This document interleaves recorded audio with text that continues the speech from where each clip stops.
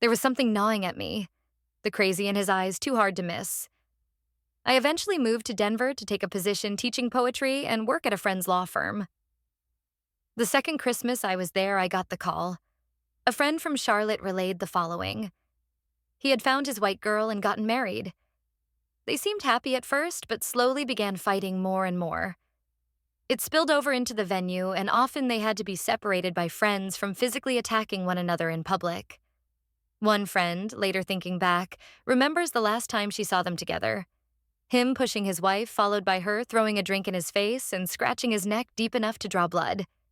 She said after the couple had been dragged away from each other, she sat with him and smoked a cigarette. She says she laughed and said, "You guys are going to kill each other."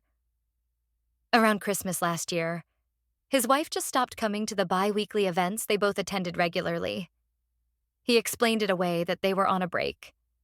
Time goes by. No one really questions that they hadn't seen or heard from her in a while, thinking she was breaking from the whole scene in order to put distance between herself and her husband. Her parents, however, hadn't heard from their daughter since the Thanksgiving dinner. They would call him, he would say everything was fine and blow them off. This continues until a week after Christmas, knowing their daughter would never miss a holiday without at least a call.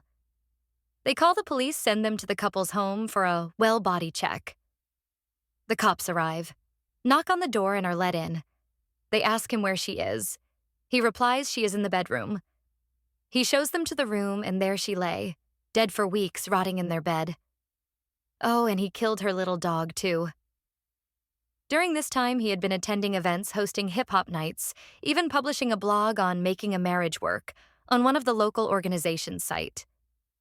Never once letting on that every night he was going home and sleeping with his murdered wife. The sickest part of it all. He has a child from another relationship, a daughter whom he gets to celebrate every other holiday with. That Christmas, they opened gifts, had dinner, cuddled up on the couch, and watched movies less than 100 feet from her decaying stepmother. I don't know what would have happened if I'd ever had taken him up on his offer to date, but I do know me and my gut are going to stay on speaking terms, and I will always, always listen.